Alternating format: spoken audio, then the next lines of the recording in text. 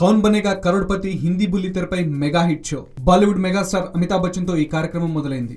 ఆయన ఈ show glamour 100 రెట్లు పెంచారు. ఆ తర్వాత ఈ షో చాలా ప్రాంతీయ భాషలో వెళ్ళింది.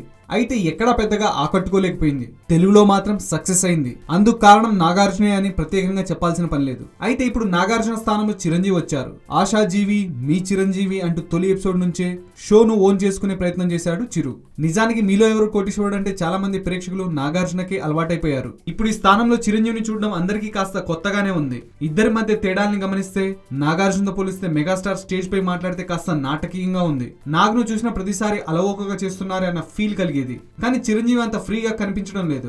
ఆ రీజన్ వల్లనే కావచ్చు ఆడియన్స్ ను చిరు బాగా టెన్షన్ పెట్టేస్తున్నారు. అయితే బుల్లితెరపై హోస్ట్ గా చేయడం చిరంజీవికి కొత్త కాబట్టి ఎపిసోడ్లు జరుగుతున్న కొద్దీ ఆయన నాటకీయతలో మార్పు రావచ్చు. నాగ్ వాయిస్ తో పోలిస్తే మెగా వాయిస్ ఈ షోకి ప్రత్యేక ఆకర్షణగా మారింది. మొత్తానికి చిరంజీవి స్టార్డమ్ చరిష్మా ఈ షోకి ప్లస్ అవుతుందని చెప్పడంలో ఎలాంటి సందేహం లేదు. అయితే మెగా స్టామినా ఏంటో తెలుసుకోవాలంటే మాత్రం టీఆర్పీ రేటింగ్స్ వచ్చేదాకా వెయిట్ చేయాల్సిందే.